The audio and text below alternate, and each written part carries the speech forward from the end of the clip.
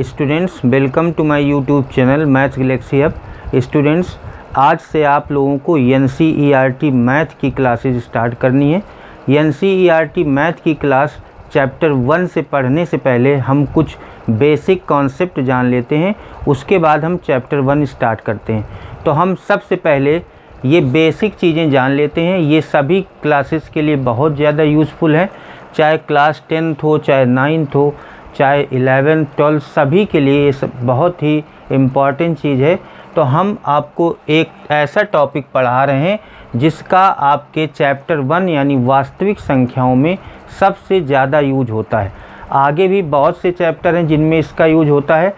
तो हम number system पढ़ाने जा रहे हैं, संख्या पद्धति। सबसे पहले आपको नंबर सिस्टम यानी संख्या पद्धति पढ़ाएंगे। संख्या पद्धति में बहुत तरह की संख्याएं होती हैं जिनके बारे में आपको जानकारी दी जाएगी। तो हम सबसे पहले जान लेते हैं नेचुरल नंबर्स, प्राकृत संख्याएं या प्राकृतिक संख्याएं। ये क्या होती हैं? प्राकृतिक संख्याएं वे संख्याएं होती हैं जो 1 से स्टार्ट होती हैं, 1 2 3 4 अनंत तक जाती हैं, और इसके सेट को हम कैपिटल N से लिखते हैं। एक बार फिर से सुन लीजिए, नेचुरल नंबर्स वे नंबर्स होते हैं जो 1 से स्टार्ट होते हैं, इनफाइनाइट तक जाते हैं। इसको N से डिनोट करते हैं, N से प्रदर्शित करते हैं।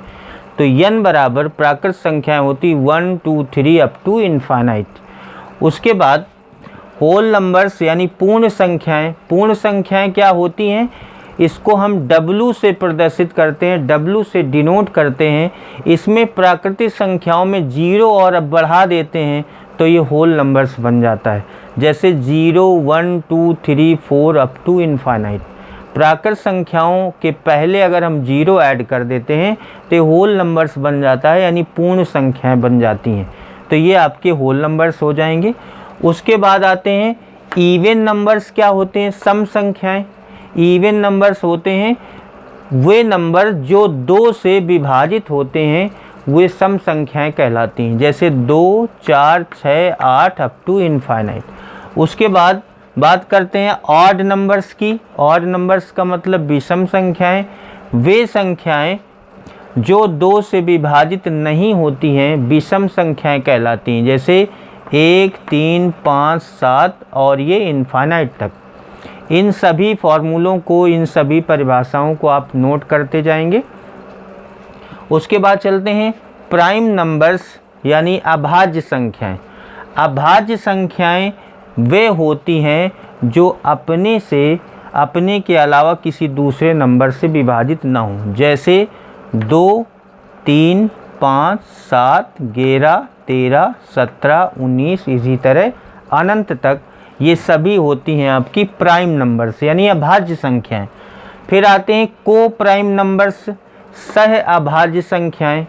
ये को प्राइम नंबर्स क्या होती हैं? सह अभाज्य संख्याएं ऐसी संख्याएं जिनका HCF का मतलब मासा 1 होता है। ऐसी संख्याएं जिनका HCF यानी मासा 1 होता है, उनको हम को प्राइम नंबर्स कहते हैं। को प्राइम यानी सह अभाज्य संख्याएं कहते हैं। जैसे 3, 5 ये जो पेयर है वो को प्राइम नंबर्स का है। 13, 21 16, 25 यहाँ पर देख लीजिए। 3 के अगर हम फैक्टर कर दें तो क्या हो जाएगा?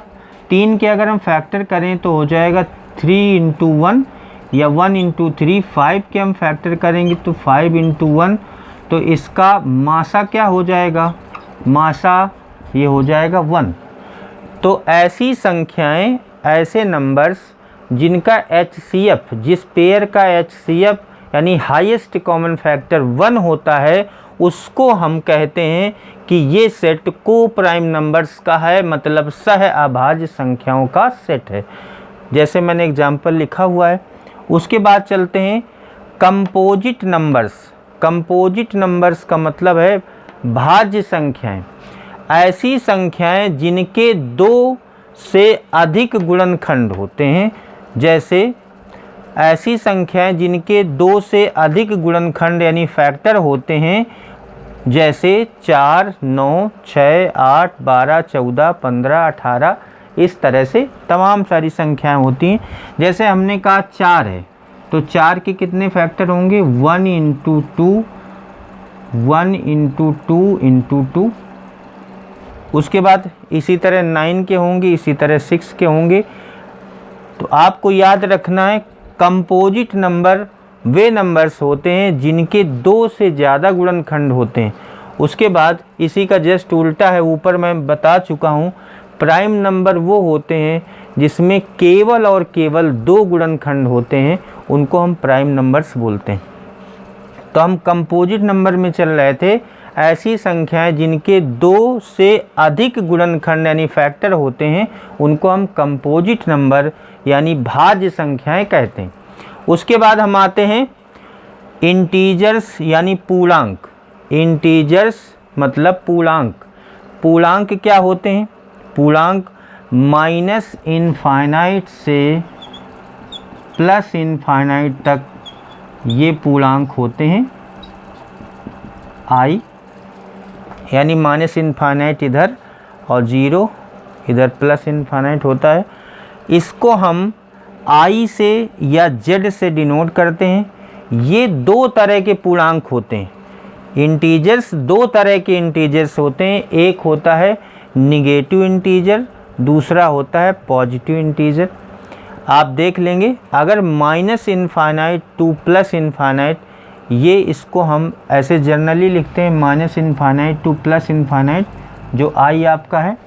अब इसको और एक्सप्लेन करेंगे तो यहाँ पर इनफाइनाइट माइनस इनफाइनाइट होगा, -4, -3, -2, -1, 0, 1, 2, 3, 4, इधर प्लस इनफाइनाइट होगा, इधर माइनस इनफाइनाइट।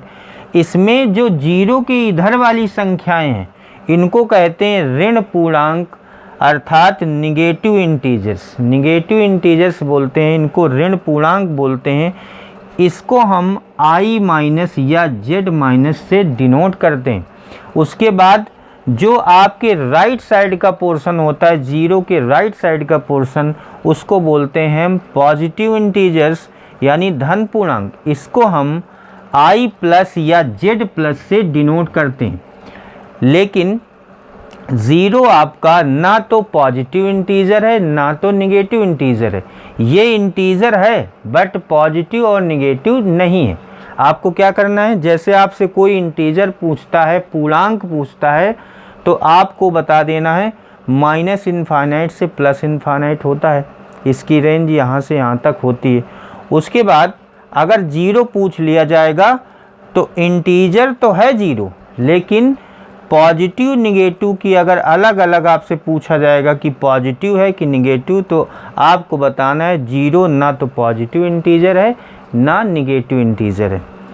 तो निगेटिव इंटीजर 0 के इधर वाले, पॉजिटिव इंटीजर 0 के उधर वाले। 0 ऐसा है जो ना निगेटिव इंटीजर है ना पॉजिटिव इंटीजर है। उसके बाद बात करते हैं रेशनल नंबर्स की, यानी परिमेय संख्याएं। इनको कैपिटल Q से रिप्रेजेंट करते हैं, प्रदर्शित करते हैं।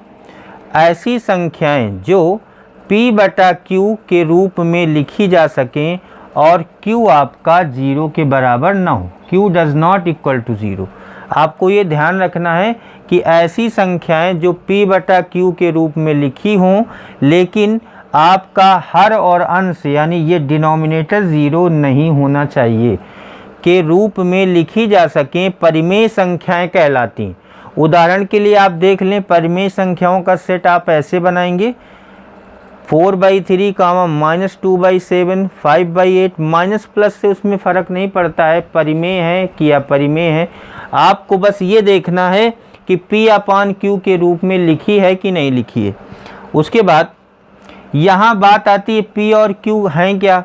P और Q यहाँ पर P व Q इंटीजर्स हैं यानी पूर्णांक हैं। P और Q यहाँ पर पूर्णांक हैं। 4/3, -2/7, 5/8, 7/1, -3/1, 0/1। मतलब आपको क्या करना है कि जो संख्याएं P/Q के रूप में लिखी हों लेकिन आपका डिनोमिनेटर यानी हर ज़ीरो न हो, ऐसी सभी संख्याएं परिमेय संख्याएं कहलाती हैं। ये आपको ध्यान रखना है। जैसे हमने लिख दिया, किसी ने पूछ लिया कि 7/8, तो आपको सीधे बताना है परिमेय है। उसके बाद -8/7, ये भी परिमेय है। ये सभी परिमेय संख्याएं। 1/3 परिमेय है। 10/3 ये सब परिमेय संख्याएं जो बटे के रूप में लिखी जा सकें। उसके बाद आते हैं अपरिमेय संख्याएं, इरेशनल नंबर्स। ऐसी संख्याएं जो परिमेय नहीं होती, मतलब जो रेशनल नहीं होती, वो इरेशनल कहलाती हैं। ऐसी संख्याएं जो परिमेय संख्याएं नहीं होती हैं, अपरिमेय संख्याएं कहलाती हैं। या दूसरी परिभाषा हम लिख सकते हैं नॉन रिकरिंग, मतलब गैर आवर्ती, यानी जो बार बार रिपीट न हो। एंड नॉन टर्मिनेटिंग, और जो कभी समाप्त न हो, मतलब जो बार बार रिपीट न हो और जो कभी समाप्त न हो, यानी अनंत तक जाए। Decimal are called irrational numbers. ऐसे नंबर्स को हम इरेशनल नंबर्स कहते हैं। जैसे एग्जाम्पल के लिए लिखा है √2, √3, √5, 2 + √3, √3 - 5, और ये पाई। इस तरह से ये सभी आपकी इरेशनल नंबर्स। ये इरेशनल नंबर क्यों है? जैसे रूट अगर हमने 4 में लगा दिया, मान लीजिए रूट हमने 4 में लगा दिया, तो √4 की वैल्यू आपकी 2 आ जाएगी। ये आपकी p/q के रूप में हो जाएगी। ये आपकी रेशनल नंबर हो जाएगी। √9 की अगर हम बात करें तो ये 3 आ जाएगा। ये p/q के फॉर्म में हो जाएगी, ये भी रेशनल हो जाएगी। 1/3 की बात करें, 1/3 ये p/q के रूप में लिखी है, ये भी रेशनल हो जाएगी।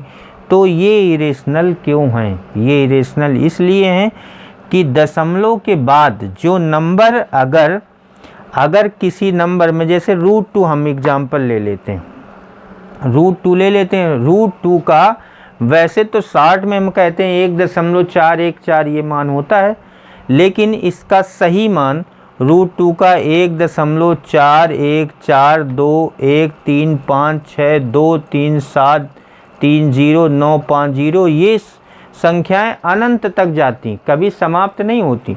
तो देखिए इसको फॉलो कर रहा है कि नहीं। नॉन रिकरिंग यानी गैर आवर्ती, किसी नंबर की पुनरावृत्ति नहीं हो रही है। गैर आवर्ती का मतलब जो रिपीट नहीं हो रहा है कोई नंबर। नॉन टर्मिनेटिंग, और कभी समाप्त नहीं हो रहा है। इसका मतलब √2 कैसी संख्या है? √2 इरेशनल नंबर है, यानी अपरिमेय संख्या है। ऐसे आपको ध्यान रखना है। पाई का मान जर्नली तो कहते हैं कि 3.14 होता है, लेकिन इसकी एग्जैक्ट वैल्यू पाई = 3.1415926535899793, ये इनफाइनाइट तक वैल्यू जाती है। इसमें भी देख लीजिए, इन कंडीशन को अगर फॉलो करती है कोई संख्या दशमलव वाली, जिसका रूट नहीं, परफेक्ट रूट नहीं होती है। मान लीजिए जैसे √16 है तो इसका परफेक्ट रूट इसका 4 होगा। √25 है तो 5 होगा। जिनका रूट, जो संख्या रूट के बाहर नहीं निकल सकती, पॉइंट में आती हैं, वो कौन सी संख्याएं जो इरेशनल होती हैं। तो मोस्टली इरेशनल नंबर्स, जैसे हम कहते हैं यहाँ पर यहाँ पर प्राइम नंबर्स हैं। तो प्राइम नंबर का जो रूट होता है वो हमेशा इरेशनल नंबर होता है। जैसे √2 ये भी इरेशनल नंबर होगा, √3 भी इरेशनल होगा, √5 भी इरेशनल होगा, √7 भी इरेशनल होगा। इसका मतलब ये हो गया कि √2 का मान देखिए अप टू इनफाइनाइट जा रहा है, √3 का भी ऐसे होगा, √5 का भी, √7 का। इसलिए और आपको क्या बताना है कि ये इस नियम का पालन करती हैं, non recurring and non terminating. Non recurring मैं बता चुका हूँ कि संख्याएं बार बार ना आवे, यानी रिपीट ना हो, जैसे 4444 ऐसे ना आवे, और अनंत तक जाएं। नॉन टर्मिनेटिंग का मतलब गैर समाप्ति, यानी समाप्ति ना हो उनकी। तो ये सभी संख्याएं इस नियम का पालन कर रही हैं। इसका मतलब है कि ये सभी अपरिमेय संख्याएं इरेशनल नंबर है। एक एग्जाम्पल लेके चलते हैं, जैसे हम 10/3 हम लेके चलते हैं। 10/3 को लिखा जाएगा तो आएगा 3.3333, ये अप टू इनफाइनाइट तक जाएगा। इसको हम चेक करते हैं। पहले हम बता चुके हैं कि ये परिमेय संख्या है। परिमेय संख्या क्यों है वो आपको रीजन बताना है। देखिए, दशमलव के बाद जो संख्याएं हैं वो रिपीट हो रही हैं और ये अनंत तक जा रही हैं। तो इस नियम का तो पालन हो रहा है कि नॉन टर्मिनेटिंग है, यानी अनंत तक जा रही, लेकिन नॉन रिकरिंग नहीं है, मतलब गैर आवर्ती होना चाहिए, यानी पुनरावृत्ति उनकी न हो, इनकी पुनरावृत्ति हो रही है। तो इनमें से एक नियम का पालन हो रहा है, दूसरे नियम का पालन नहीं हो रहा है। इसका मतलब 10/3 को आप कह सकते हैं कि ये परिमेय संख्या है, यानी रेशनल नंबर है। परिमेय संख्या या रेशनल नंबर है।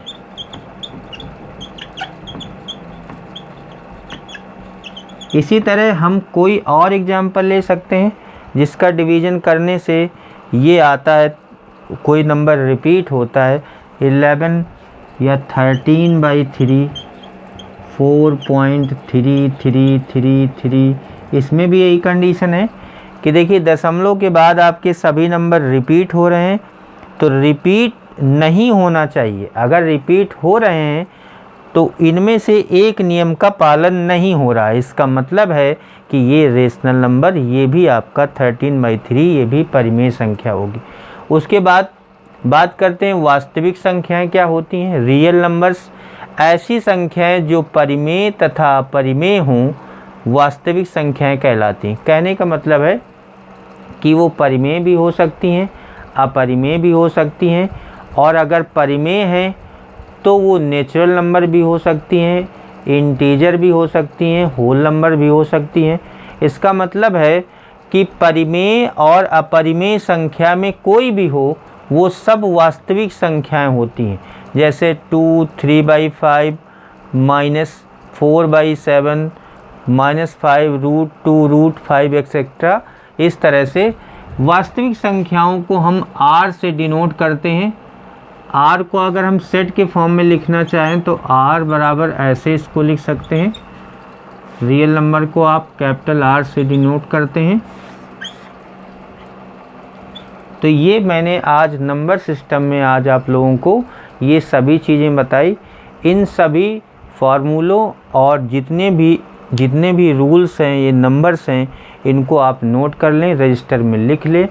ये बहुत इम्पॉर्टेंट है। आपको जो पहला चैप्टर है हाई स्कूल का, पहला चैप्टर वास्तविक संख्याएं, ये आपका पहला चैप्टर है, इसमें इनकी ज़रूरत पड़ेगी। और भी कई चैप्टर ऐसे हैं जिनमें इनकी ज़रूरत पड़ती है। तो ये सभी क्लासेस के लिए बहुत इम्पॉर्टेंट है, इसलिए पहले इनको आप तैयार करें। आज की क्लास यहीं पर समाप्त होती है। Thank you.